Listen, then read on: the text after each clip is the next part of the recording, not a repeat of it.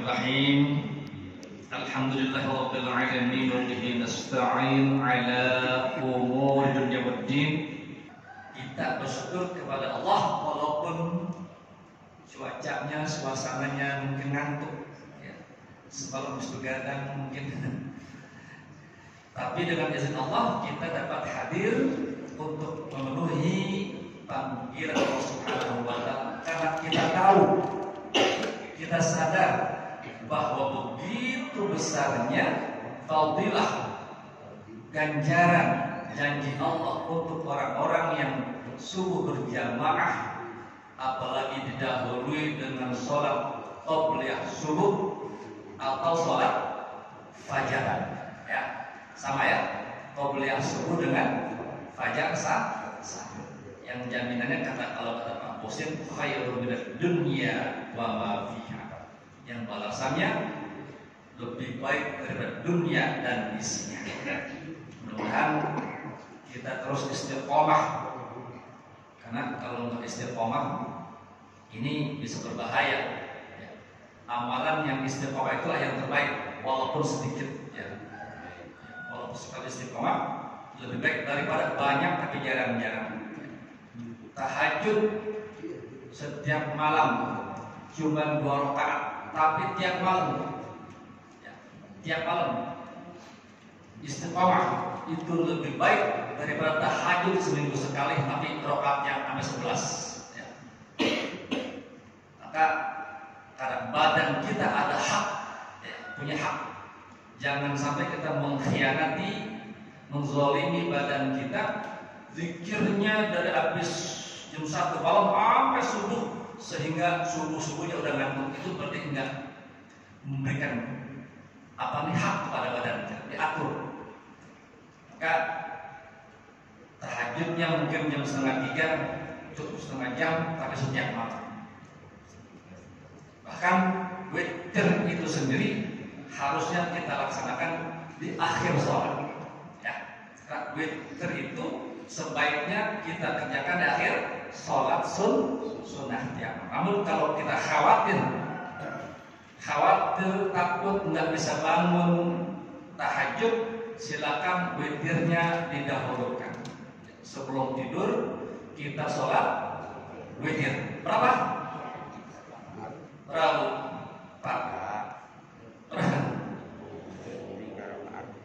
Minimal satu. Yang biasa 3 ya. Yang maksimal berapa? Yang maksimal yang ragu-ragu 11. Witir 11 yang maksimal. Maka Nabi Muhammad itu setiap malam witir 11, baik di Ramadan atau di luar Ramadan. Nah, kalau orang yang sholat taruh 11 itu sama dengan witirin Nabi ya. Laksanakanlah witir setiap malam, jangan sampai kita nggak laksanakan. Ini sangat besar fadilah. Hadirin para jamaah sekalian, bersama-sama kita sanjungkan selawat kepada Nabi kita Muhammad SAW. Mudah-mudahan kita selaku umatnya senantiasa berusaha terus untuk mencintainya dengan cara kita melaksanakan sunnah-sunnahnya semampu mungkin, dan kita berusaha terus membaca selawat setiap hari, wabil khusus hari Jumat atau pada malam Jumat kita tingkatkan sholawatnya. Ya, sering semalam-malam dalam kajian, dalam khutbah-khutbah disampaikan, barang siapa yang sholawat, memperbanyak sholawat di malam Jumat atau hari Jumat, fa inni syahidun wa syahidun li ashabi. Nabi akan menjadi saksi dan Nabi akan memberi syafaat kepada mereka yang memperbanyak sholawatnya pada hari Jumat atau malam Jumatnya. Itu penting ya. Hadirin jemaah sekalian yang dimuliakan Allah Subhanahu wa taala, ini apa yang pengajian Ustaz? Ustaz. Fikih udah kan, Ustaz Abdul Rahman ya. Terus tafsir udah ya? Apa lagi? Hadis? Belum. Hadis belum. fikih, hadis, akidah, udah ya?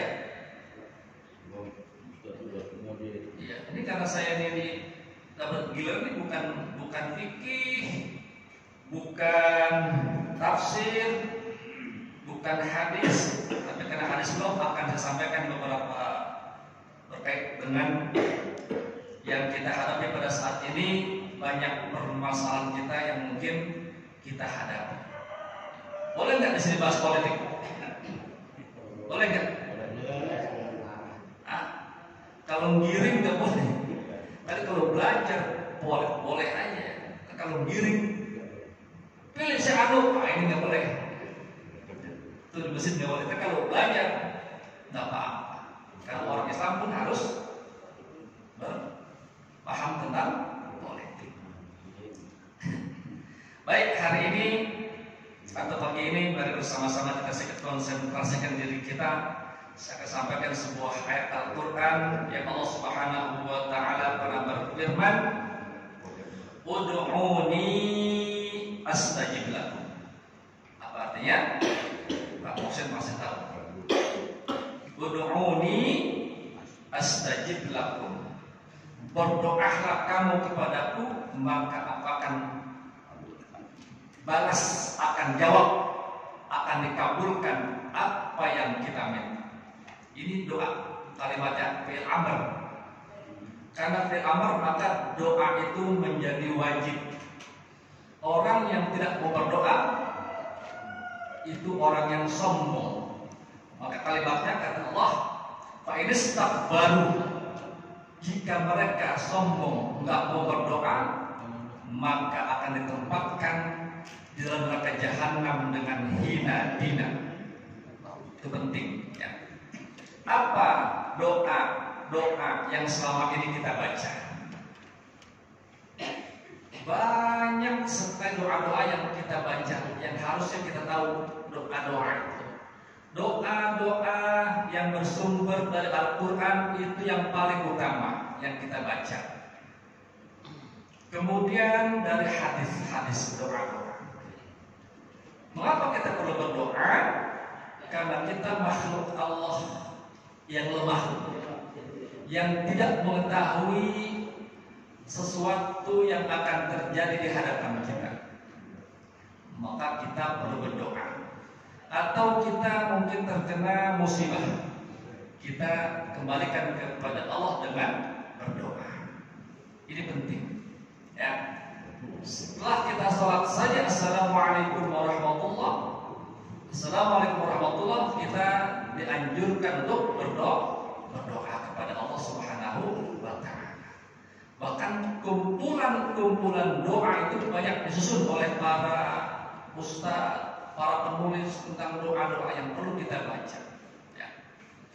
Doa yang terkait dengan masalah-masalah setiap hari kita menghadapi kehidupan, ini pun harus kita baca. Seperti misalnya kalau kita mau pergi ke tempat kerja, doanya apa Bang Jaya? Berangkat dari rumah menuju tempat kerja, kita tidak tahu apakah di perjalanan itu akan kita hadapi rintangan atau tidak. Itu rahasia.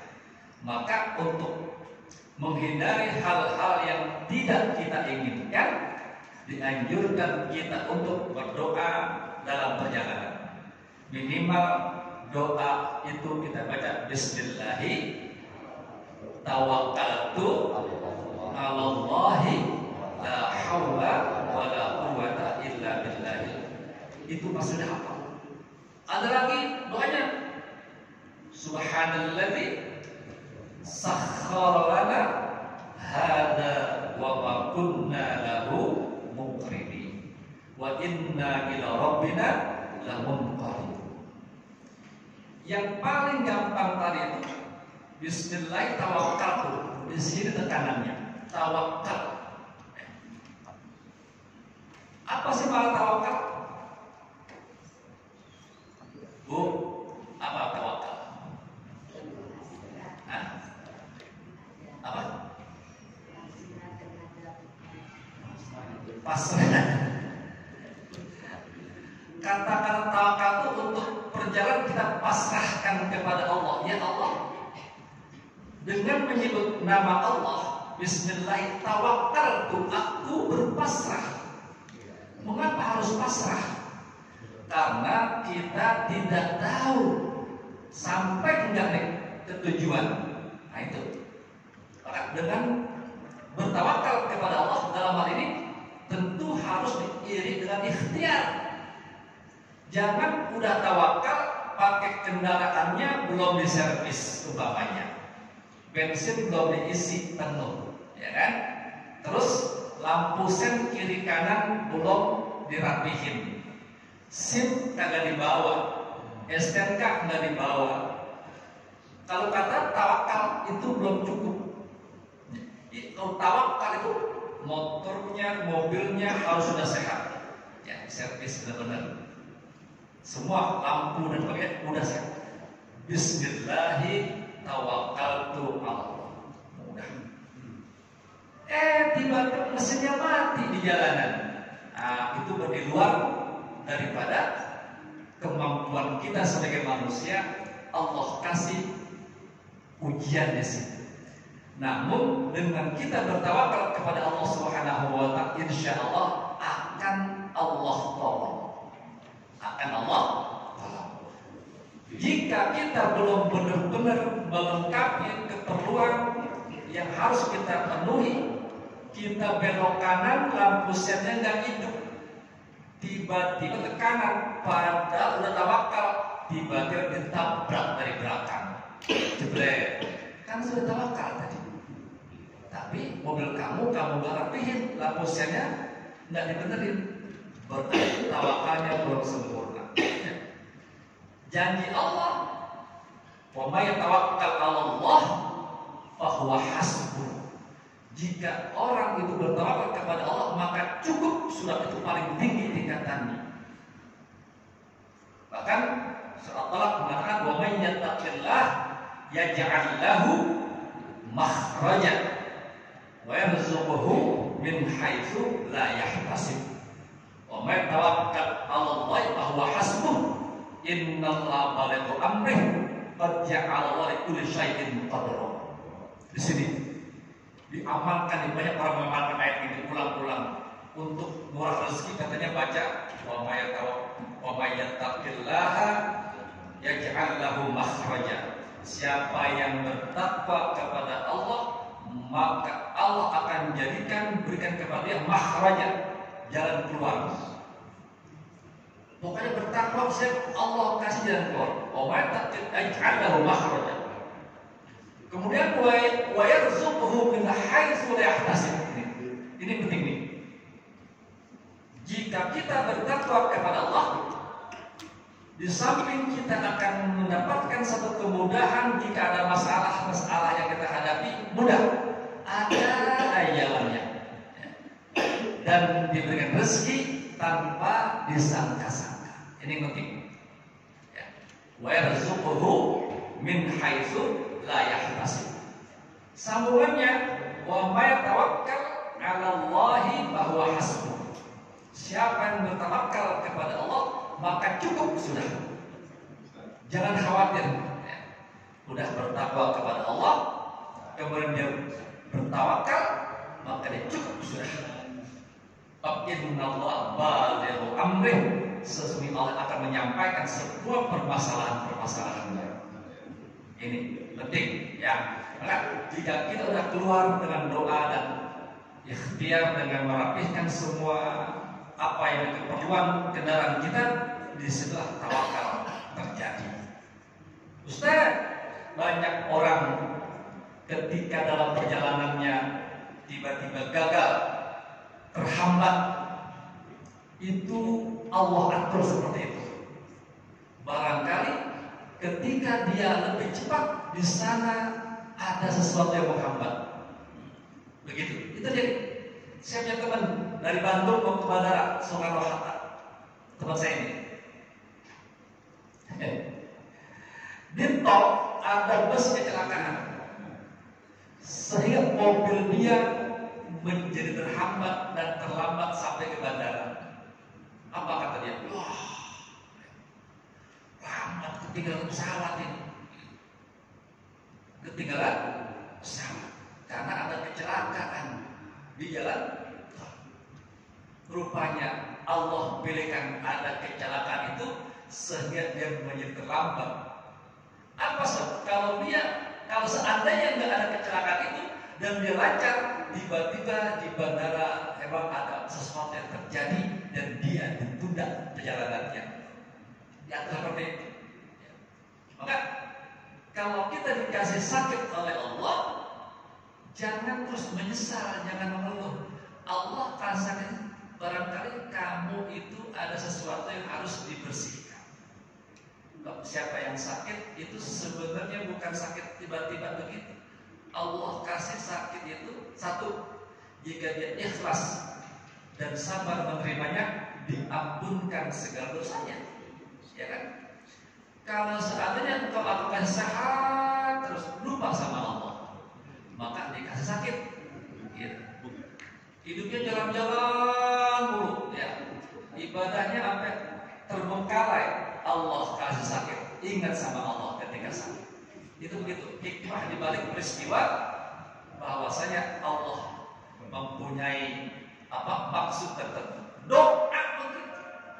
Ya. Ketika kita berdoa minta sesuatu, apa yang kita minta? Kok ini seakan-akan nggak dikabulkan sih doa saya? Ya. Jangan suuzon kepada Allah Subhanahu wa ta'ala. Allah rahasiakan, ada doa-doa yang Allah kabulkan langsung. Ada doa yang Allah tahan, nanti akan diberikannya ketika tepat pada waktunya. Ada doa yang memang Allah benar-benar tahan sampai hari kiamat, dibalasnya di surga nanti. Dan ada doa-doa yang memang dibiarkan karena Allah senang mendengarnya. Allah senang dengan kita berdoa. Sehingga seandainya aku kabulkan hari ini, besok engkau tidak akan berdoa lagi. Maka aku biarkan engkau terus berdoa dan berzikir kepada Allah Subhanahu wa ta'ala. Itu begitu. Jadi jangan ada prasangka buruk kepada Allah Subhanahu wa ta'ala. Hukumnya berprasangka buruk sama Allah berdosa. Karena kita yang mengatur adalah Allah Subhanahu wa ta'ala. Doa minta panjang umur berat. Sering ya? Pak Haji Abu minta panjang umur bagaimana doanya? Bagaimana? Terus? Ya Allah, ya. Bu, kalau minta panjang umur gimana doanya? Pernah nggak? Hah? Oke lah, pakai bahasa Indonesia. Ya Allah, aku minta, ya Allah panjangkanlah umurku dalam taat kepada gitu ya. Dalam taat kepadamu panjangkan umurku. Panjangnya berapa? Hah? Enggak pernah ya? Kita tentukan panjangnya berapa Ustaz hari ini? Pernah? Enggak pernah. Pak Haji Muksin? Enggak. Enggak pernah kan? Enggak pernah kita minta panjang umur sama Allah sampai kita tentukan, ya Allah panjangkanlah umurku kira-kira berapa ya? Maunya berapa? Maunya berapa? Enggak ada, ya kan? Enggak nyambung nyebutnya. Atau pendekkan umur, justru nggak ada lagi. Allah pendekkan umur saya, nggak ada ya. Yang haram adalah minta cepat mati. Ini nggak boleh. Ketika seorang menghadapi masalah kehidupan yang dia menganggap berat, ini hidup sangat berat, sakitnya sembuh-sembuh umpamanya ya, anaknya bandel banget, lakinya masya Allah dalam kuat bini lagi nyambung, ya Allah mati kita ya Allah, haram seperti itu. Atau baliknya, lakinya bininya masya Allah, kata lakinya ya Allah saya gak nyambung ngurusin bini, mati aja Allah cepat. Haram doa seperti itu. Ada tuntunannya dalam hal menghadapi masalah yang kita anggap berat, yang mungkin kita merasa nggak sanggup, tapi yakin Allah tidak mungkin memberikan ujian kepada kita yang kita tidak sanggup untuk memikulnya. Betul? Jadi kita baca setiap doa kan surah Al-Baqarah apa? La yukallifullahu nafsan illa wus'aha. Ini harus dipegang nih. Ya. Tidak mungkin Allah membebankan kepada hambanya yang hambanya tidak mungkin menanggungnya. Itu harus dipegang nih. Jadi kalau kita punya masalah yang berat, itu pasti kita bisa menyelesaikannya. Yakin. Karena Allah tidak mungkin membebankan kepada hambanya yang tidak sanggup diembannya oleh hamba itu. Kalau Allah memberikan satu ujian dan hamba itu tidak mampu menyelesaikannya, berarti Allah tidak adil. Ya. Maka kita yakin bahwa seluruh masalah kita pasti bisa ada penyelesaian. Orang pernah sakit lama ditinggal di rumah sakit, di ICU. Ada ya? 1 bulan, 2 bulan, 3 bulan, bahkan sampai bertahun-tahun di rumah sakit. Ada? Itu gimana kira-kira sikap kita? Kalau punya seperti itu. Ini gini ya, ada satu kejadian di pesantren saya punya guru namanya Kiai Husaini dari Surabaya, guru bahasa Arab. Kiai Husaini itu ada kanker otak, waktu itu masih zaman dulu ya. Ditinggal di rumah sakit Surabaya, Dr. Sutomo, berbulan-bulan sampai menghabiskan hartanya, menjual barang-barang untuk berobat ketika itu, sampai mau habis ratusan juta untuk berobat saja. Kok nggak sembuh-sembuh juga ini? Keluarganya udah hampir menyerah. Apa yang terjadi? Saya punya kiai namanya Kiai Samsuri Badawi dari Cirebon, mengumpulkan para santri di pondok pesantren. Malam Selasa saya ketemu. Malam Selasa santri dikumpulkan. Apa kata Kiai Samsuri? Wahai para santri, ini kita punya guru Husaini sudah berbulan-bulan di rumah sakit, nggak sembuh-sembuh juga, dan keluarganya sudah hampir habis hartanya untuk berobat Tuhan. Mari kita minta kepada Allah, kata desa ini. Mari kita minta kepada Allah dengan kita membaca surah Ar-Ra'd.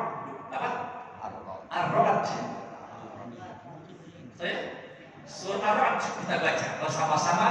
Kita minta kepada Allah, ya Allah, jika memang Husaini ini harus sembuh, sembuhkan segera ya Allah. 1.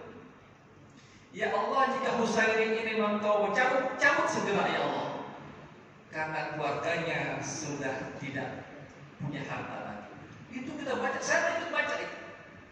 Malam setelah kita baca bersama-sama surah Ar-Ra'd. Rupanya Allah panggil besok pagi. Tuh. Jadi seperti itu. Saya nggak tahu nih, apa di antara fadilah surah Ar-Ra'd kok Kiai nyuruh baca surah Ar-Ra'd. Jadi kalau punya masalah seperti itu silakan. Tapi penyakit yang udah bertahun-tahun, yang udah sangat berat, jangan lagi sakit baru seminggu dibaca Ar-Ra'd. Jangan ya, ini saya pengalaman dari pesantren seperti itu. Itu antaranya ikhlas adalah bahwa setiap yang dihadapi manusia itu pasti akan ada jalannya. Namun ini hal yang lebih istimewa dan yang menurut tuntunan panjang umur itu ada dalam hadis Nabi kita di dalam kitab Mukhtar Ahadits. Begini bunyinya, Pak J. Dalam bahasa Arabnya begini bunyinya, Allahumma ahyini maka al-hayatu khairun li. 1. Ya Allah, hidupkanlah saya terus selagi hidup itu baik buat saya. Itu begitu doanya. Ini tentunya nih, bukan ya Allah panjangkanlah umur saya sepanjang-panjangnya. Nggak ada ya. Atau yang parah lagi, ya panjangkanlah umur saya sepanjang-panjangnya. Panjangkanlah umur saya sampai teman-teman saya mati semua. Nggak ada seperti ya. Yang enak hidup sendiri ya. Teman-teman udah mati kita masih hidup.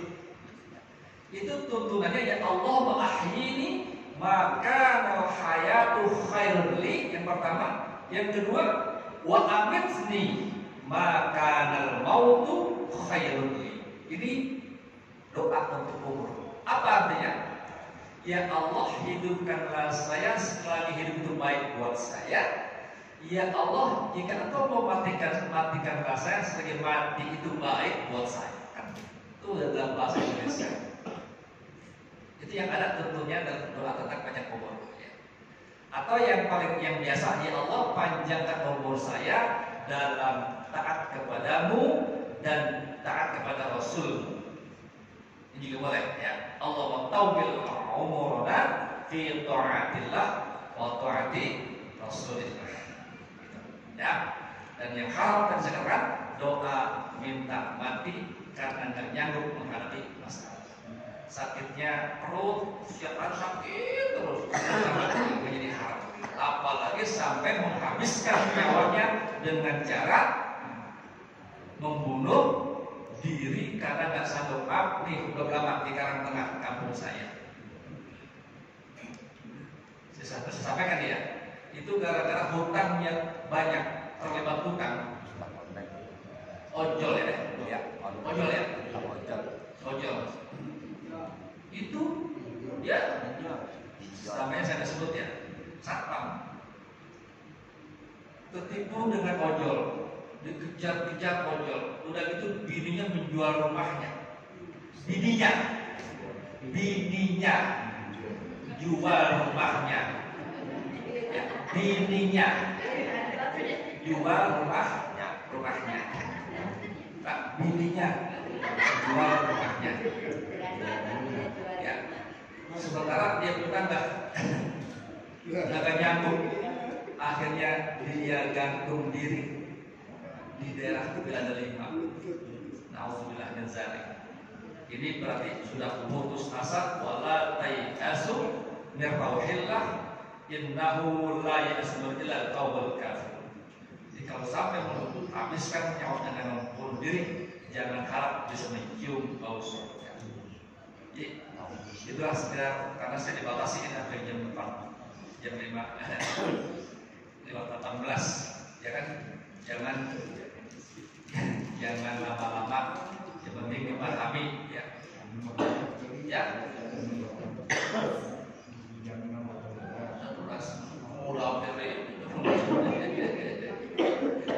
Itu berkait dengan doa ya. Yang paling kita takutkan saat ini yang terjadi itu ada namanya penyakit apa yang sering dihadapi sekarang orang tua ini? Pikun. Hah? Oke, pikun. Apalagi? Stroke. Apa? Stroke. Itu stroke bahasa apa ya? Bahasa Inggris ya? Stroke ya. Kalau bahasa Arabnya apa nih? Angin ahmar. Apa? Angin ahmar. Angin merah. Angin ahmar. Di Malaysia disebut angin ahmar. Bahasa Inggrisnya stroke. Bahasa kitanya apa? Ya stroke kan? Mati sebelah. Itu kadang-kadang tiba-tiba saja, gara-gara jatuh di kamar mandi tiba-tiba stroke. Ini ada satu doa untuk menghindari jangan sampai kita terkena penyakit angin ahmar atau stroke. Apa doanya? Panjang bu, mau nggak doanya? Nanti saya fotokopiin. Saya fotokopiin. Insyaallah ya. Ini dari Malaysia. Saya dapat dari Ustadz Johari. Angin ahmar atau stroke. Kalau soal pikun apa? Ada nggak kiai pikun? Coba yang hadir di sini jarang. Kalau jarang pasti ada. Iya. Ya. Siapa yang pernah menemui Kiai Pikun? Coba di mana? Hah? Belum pernah kan? Saya belum pernah nemu Kiai Pikun. Walaupun tua banget kagak pikun. Apa sebabnya? Sebabnya lidahnya, mulutnya nggak pernah berhenti baca Al-Quran. Kalau orang-orang Barat itu untuk menghindari pikun bukan Al-Quran, dia rajin membaca. Padahal bukan Al-Quran, dia baca buku biasa. Maka tidak ada dalam Islam istilah orang tua itu harus pensiun, nggak ada. Islam pensiun itu nggak ada. Ya. Walaupun kita udah berhenti kerja, jangan kita bilang aku udah pensiun. Itu akan membuat diri kita seakan-akan udah tidak beraktivitas lagi. Justru orang yang udah umur 60 lebih, ya, itu harus aktif geraknya juga, membacanya jangan dikurangi, wabil khusus Al-Qurannya dibaca.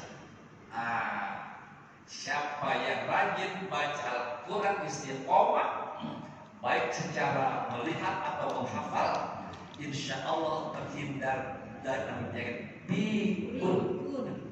Itu bahasa sedikit. Udah makan Pak? Belum. Padahal tadi makan. Ya. Udah sembahyang Pak? Belum. Lagi habis sembahyang, belum sembahyang. Udah sholat belum? Itu pikun. Orang yang kena pikun ini beda di antaranya. Dan maaf ya, satu pengalaman lagi. Siapa yang suka sakit kepala? Pening. Apa lagi? Migrain. Vertigo.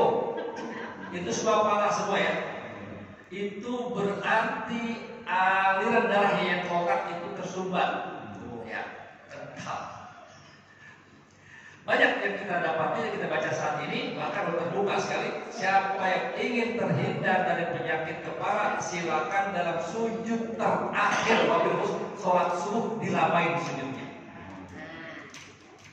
Nah, sujud terakhir di sholat subuh, panjangin sujudnya.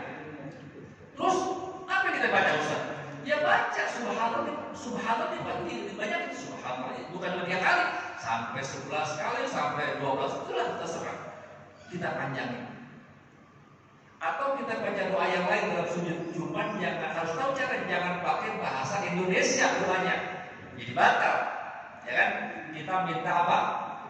Kata Nabi, hamba Allah yang paling dekat dengan Allah ketika dalam sujud, maka mintalah dalam sujud itu apa yang kau inginkan. Ya. Minta itu bukan dengan diucapkan dan berbahasa Indonesia, menjadi batal sholatnya. Kalau kita minta hajat-hajat kita yang kita inginkan dengan bahasa yang kita ucapkan dalam bahasa itu batal, maka dalam hati tidak batal. Apa? Dalam hati tidak batal. Ibu misalnya hari Minggu besok mau ada hajat ngawinin anaknya, ya kan? Ibu sholat hajat, ya kan? Dalam sujud di sholat hajat itu kita minta sama Allah dalam sujud ya Allah, berikanlah kelancaran, keberkahan dalam acara resepsi anak saya besok. Tapi dalam hati. Kalau kita lagi sujud, ya Allah, berikanlah kelancaran ya Allah, jadi batal sholatnya, ya kan? Untuk kesunat apa yang wajib jadi masalah, ya. Semua doa boleh kita baca, cuman harus tahu cara-caranya.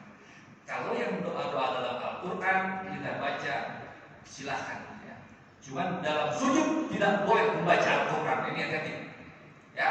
Dalam sujud tidak boleh baca, lagi sujud baca Al-Fatihah, Bismillahirrahmanirrahim, atau doa yang lain, ya. Jangan, ya. Jadi seperti itu. Kembali kepada masalah yang sering kita hadapi di masyarakat adalah penyakit-penyakit yang datang ke tubuh kita berbeda-beda, yang ujungnya cuma dua,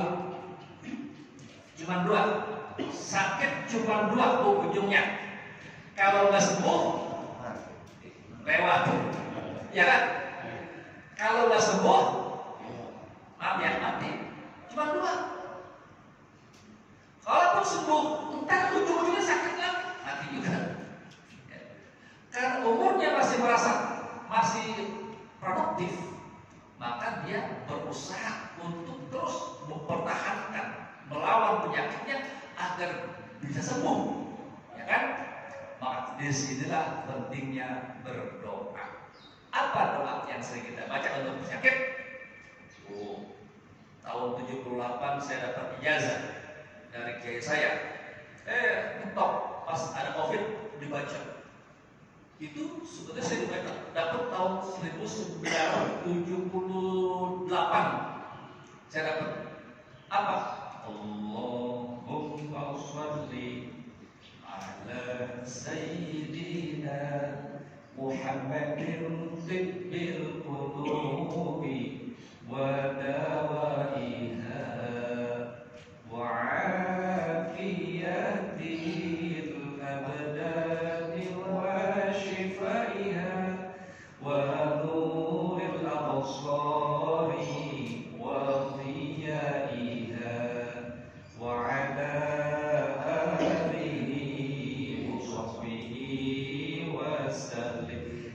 dilakuin. Sekarang Pak, dulu saya dapat itu untuk doa penyakit, karena di pesantren itu kalau berobat dokter jauh di hutan dulu pesantren saya. Jadi kalau berobat jauh, datang ke kiai dikasih dibacain itu Allahumma sholli ala sayyidina tibbil qulub wa dawaiha wa afiyatil abdani wa shifaiha.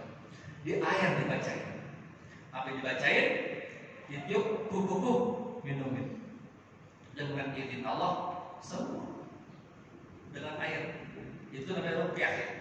Nabi baca Al-Fatihah di air, diminumin dengan Nabi kepada sahabat yang sakit, sembuh dengan izin Allah. Ini anak saya kalau sakit-sakit kepala nih, muter-muter di rumah sakit, dokter udah sembuh-sembuh. Anak saya yang pertama, laki-laki, itu sakit. Ya Allah, mungkin ini ujian para saya. Saya baca itu doa yang dari guru saya di air untuk anak saya. Dengan izin Allah, langsung dengan izin Allah sembuh. Sampai sekarang dia yakin sama ayahnya. Ya, begininya. Ya kalau sakit, dibaca aja.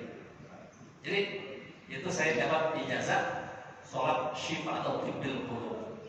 Dibaca 3 kali di air. Jika sakit perut, ya Bu ya, sakit kepala, dibaca Allahumma sholli ala sayyidina Muhammadin tibbil qulubi wa dawaiha wa afiyatil abdani wa shifaiha wa nurul absari wa dhiyaiha wa ala alihi wa sahbihi wasallam. Baca, cuman ditambah qul a'udzu birabbil falaq 2 kali, qul a'udzu birabbin nas 2 kali. Gampang ya? Ya. Ditutup dengan Bismillahirrahmanirrahim. La yadurru ma'asmihi syai'un fil ardi wa la fis sama' wa huwas sami'ul 'alim. Untuk diri sendiri boleh. Ya. Untuk orang lain boleh. Ibu sakit perut, terus baca sendiri di air, minum sendiri. Insya Allah dengan izin Allah yang terus. Walaupun ada dokter karena untuk emergency boleh seperti itu. Ini banyak lalu lagi yang tentunya bisa kita amalkan. Cuman kalau kebanyakan juga biasanya kan banyak poso doanya, apal gitu. Namun jangan tinggalkan untuk menghindari yang namanya pikun, sakit kepala, migrain, lagi ya, terus dan sebagainya. Kita amalkan saja perintah Allah, sholatnya ditingkatkan lagi. Syekh Mu'alim Syafi'i Azami pernah mengatakan ketika ada orang yang melapor kepada beliau, "Kiai, ini saya teman stroke." Itu kurang sholat ini katanya, sholat apa? Awabin. Apa? Sholat awabin. Benar, awabin. Mu'alim Syafi'i Azami mengatakan orang yang supaya nggak terkena stroke banyakin sholat awabin. Apa sih awabin? Sholat yang dikerjakan ba'da maghrib sampai isya. Setelah kita sholat maghrib jamaah, ya kan? Qobliyah maghrib, ba'diyah maghrib selesai, kita sambung awabin. Macam-macam awabin, ada yang 2 rakaat, ada yang 4 rakaat, ada yang 12 rakaat, ada yang maksimal 20 rakaat sampai menghadapi masuk isya. Terserah pilih. Ibnu Umar mengerjakan 2 rakaat, Abu Bakar As-Siddiq mengerjakan 4 rakaat, Abu Hurairah mengerjakan sampai 20 rakaat. Sholat awabin ini dikatakan juga sholat lihifzil iman. Apa? Untuk menjaga atau lijabdril fawaid, untuk menambah sholat-sholat kita yang mungkin pernah ada kekurangan. Dikerjakanlah 2 rakaat salam, 2 rakaat salam itu setelah maghrib, daripada nggak ngapa-ngapain umpamanya ya. Nah, lebih sholat awabin usolli sunnatul awabin rakaatain lillahi ta'ala. Biasa baca Al-Fatihah ya. Habis Fatihah apa surahnya? Bebas, terserah. Cuma kita utamakan yang gampang-gampang, yang biasa. Apa? Kuliah apa? Kalau kita kerjakan cuma 2 rakaat, katanya itu diterangkan dalam satu kitab, baca Qul Al-Falaq, An-Nas rakaat pertama. Nanti yang kedua sama, Qul Al-Falaq, An-Nas sama. Itu kalau mengerjakan yang cuma 2 rakaat. Kalau yang lebih dari itu silakan baca apa ayat kursi, terserah. Amalkan walaupun sedikit tapi istiqomah. Insya Allah solusi daripada mudah-mudahan tidak terkena stroke. Ini Mu'alim Syafi'i Hazami yang menyampaikan. Nah ini aja lah, nanti kalau banyak-banyak nggak ada amalin tadi. Ya. Untuk doanya angin akbar atau itu baca cukup minimal sekali seumur hidup. Memang agak panjang, 3 lembar. Ya. Saya baca ini mudah-mudah bacanya, udah kita biasa kan digabung. Digabung. Insya Allah akan saya fotokopi ya. Nanti ibu bisa baca. Ya. Insya Allah mudah-mudahan. Demikian pertemuan kita pada pagi hari ini. Mudah-mudahan ada manfaatnya. Dan mohon maaf kalau ada kekurangannya pas jam 5.30 ya. Akhirnya mari bersama-sama kita berdoa kepada Allah Subhanahu wa taala. Mudah-mudahan kita yang hari ini diberi oleh Allah Subhanahu wa taala senantiasa mendapatkan kesehatan, panjang umur dalam doa kepada Allah Subhanahu wa taala. Anak-anak kita, cucu kita menjadi anak-anak yang saleh dan salehah, yang sedang bekerja Allah mudahkan pekerjaannya, dijauhkan dari segala mara bahaya, dan kita doakan untuk saudara-saudara yang sedang dibombardir oleh Israel di Palestina. Kita doakan juga semoga Allah Subhanahu wa taala melindungi mereka dari kezaliman orang-orang Israel. Ala hadhihi niyyah wa li kulli niyatin shalihah. Al-Fatihah. Alhamdulillah. Iyyaka na'budu wa iyyaka nasta'in.